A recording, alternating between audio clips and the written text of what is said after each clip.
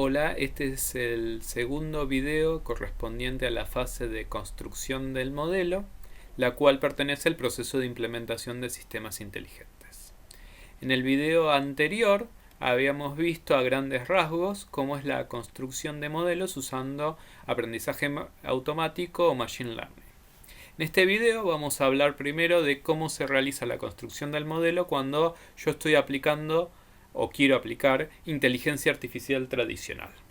En este tipo de sistemas lo que yo tengo que hacer es identificar todas las reglas y conceptos que se van a volcar dentro de la base de conocimiento, el cual va a ser nuestro modelo para resolver el problema.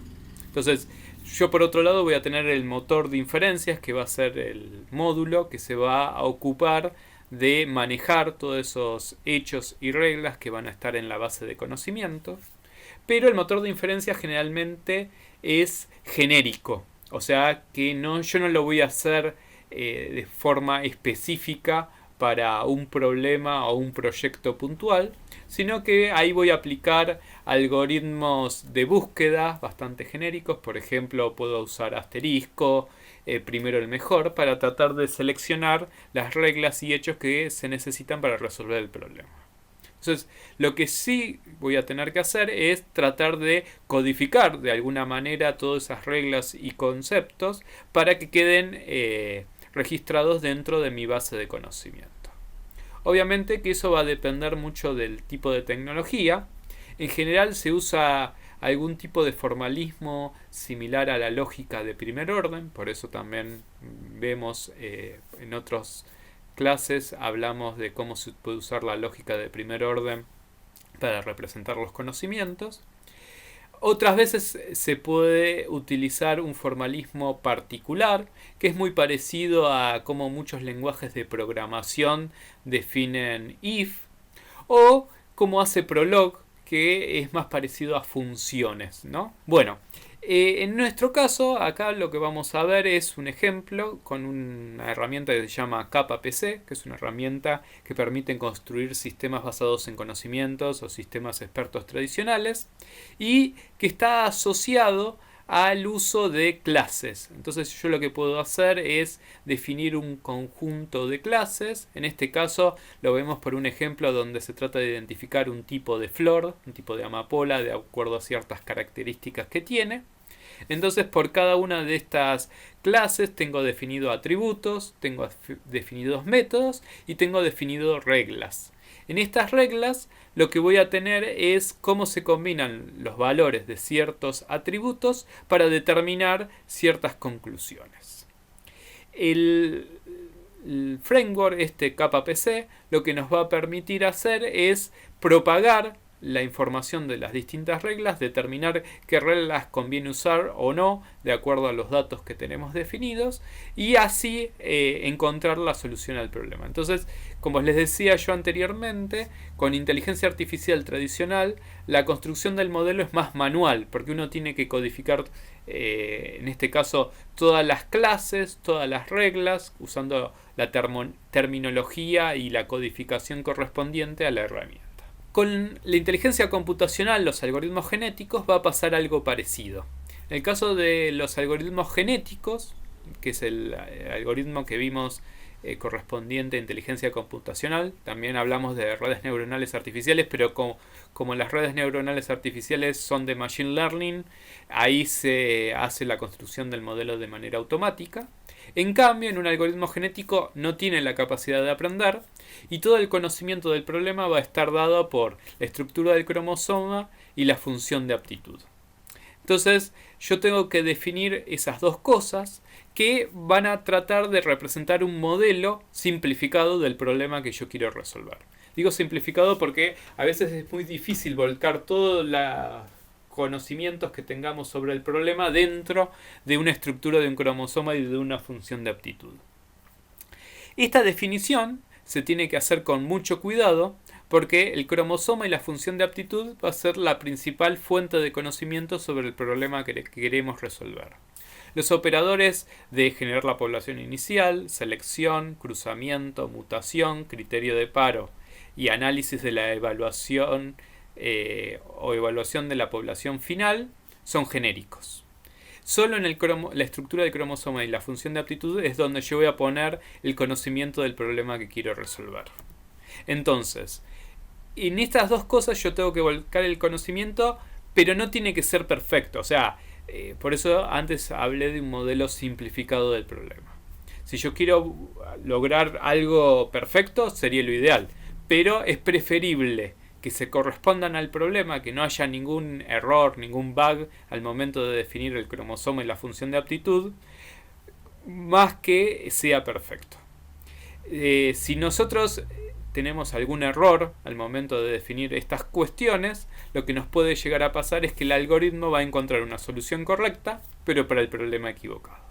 Es muy parecido a lo que hablamos antes de Machine Learning, donde habíamos mencionado que si yo utilizo los datos incorrectos para construir mi modelo con aprendizaje automático, yo voy a tener un modelo, pero no se va a corresponder con el problema que yo quiero resolver.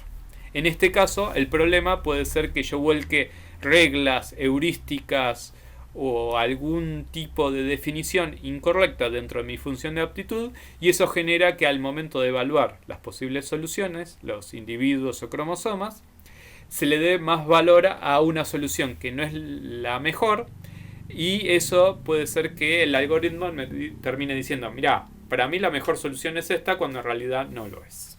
Dentro del cromosoma en sí hay una serie de características deseables que se quiere que tenga. Estas características no son obligatorias y hay veces que pueden ser contradictorias o conflictivas entre sí.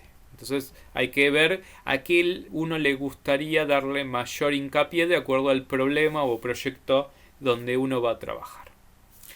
La primera característica deseable habla de que el cromosoma tiene que tener un tamaño fijo. Esto, para los algoritmos genéticos que vimos en clases, ya lo habíamos visto como obligatorio. Pero hay, dentro de la familia de computación evolutiva, hay otros algoritmos similares a los algoritmos genéticos que pueden tener un tamaño variable.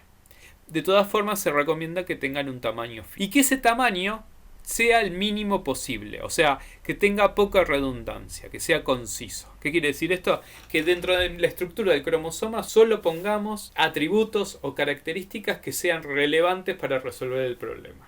No tiene sentido analizar un atributo que no me va a permitir resolver el problema dentro de la estructura del cromosoma, porque eso lo único que me va a generar es ruido y que mi algoritmo tarde más en encontrar una solución. La segunda característica deseable es que todas las posibles soluciones deben ser representadas, debe ser completa. O sea, antes vimos que tiene que ser lo más pequeño posible, tiene que haber poca o nada de redundancia. Pero dentro de ese tamaño fijo y tamaño mínimo deberíamos poder representar todas las posibles soluciones. Si hay características o valores que no estamos representando, van a ser valores o características que el algoritmo genético nunca va a probar, y entonces puede ser que por eso no encontremos la solución óptima para nuestro problema.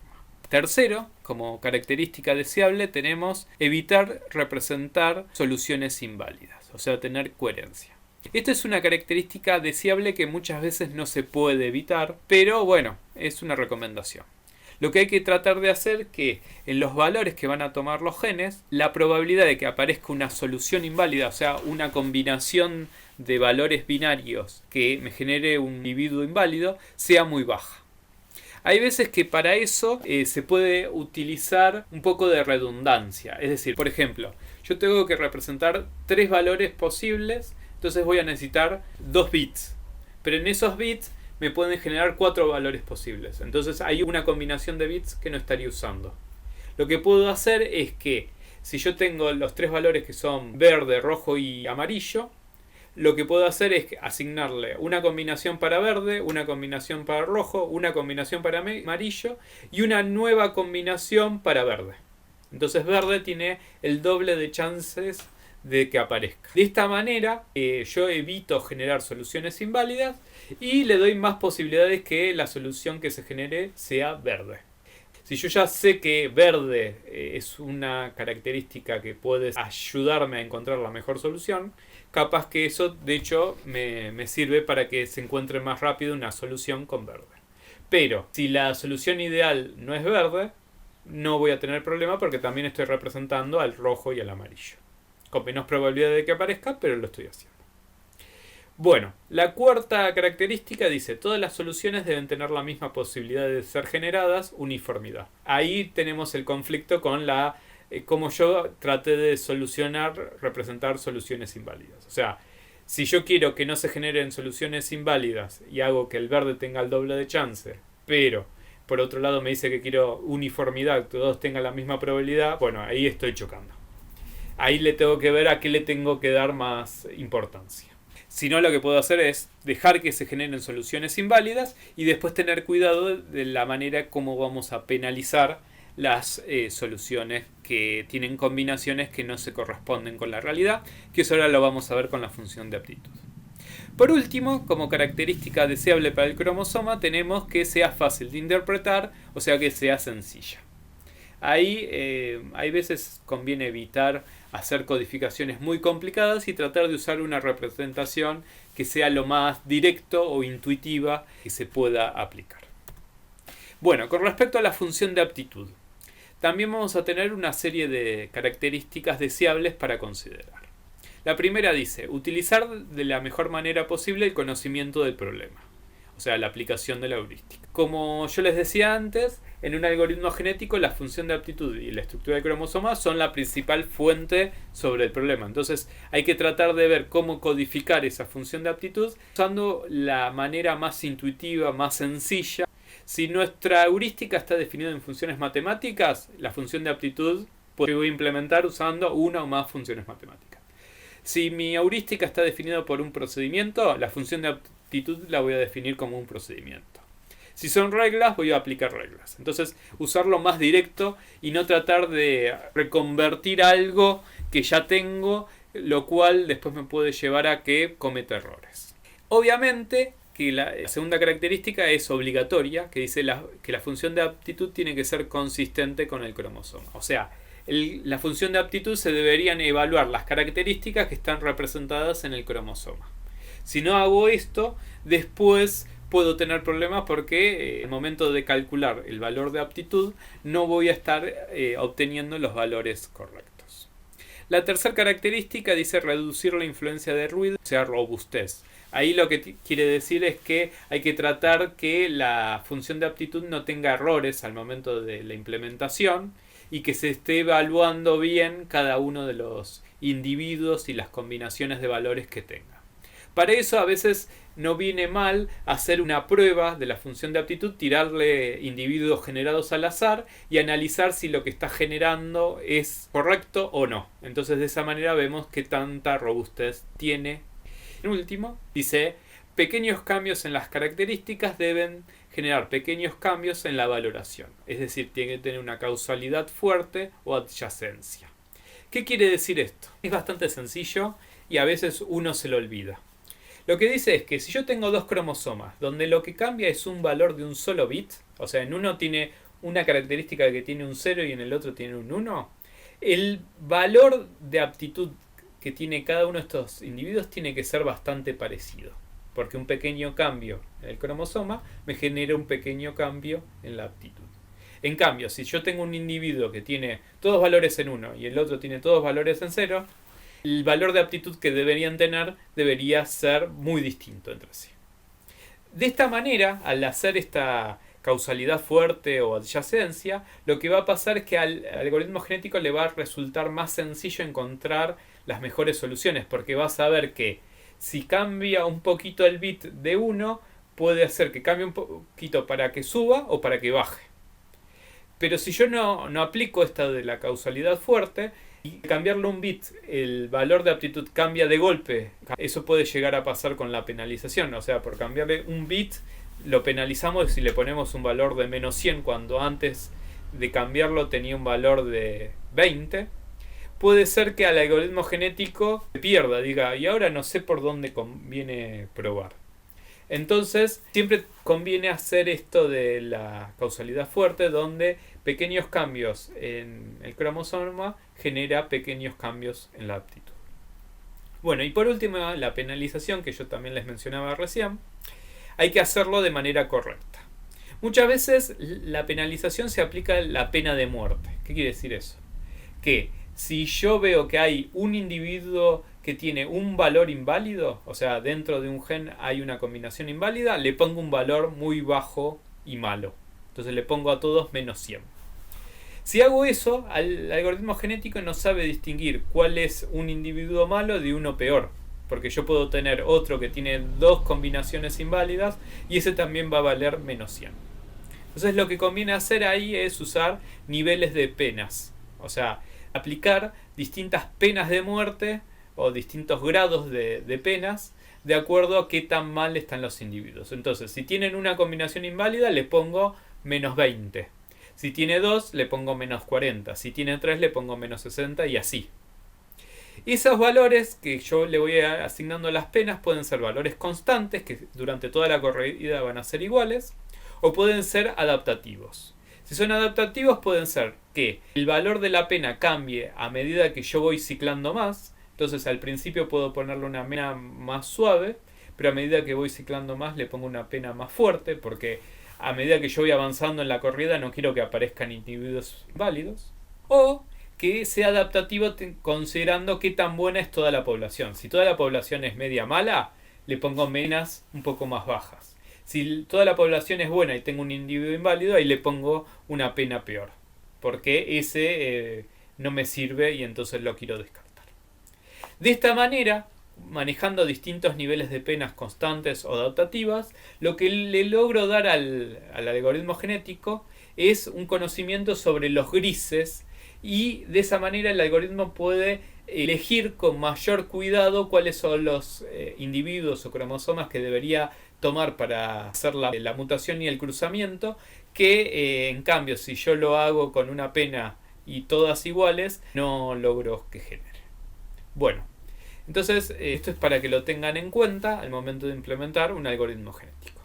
Con esto finalizamos la explicación sobre la construcción del modelo. Es bastante reducido lo que hicimos, pero bueno, no queremos tampoco llenarlos de información sobre entrenarlo. Vamos a ver en el próximo video la última fase del proceso. Hasta luego.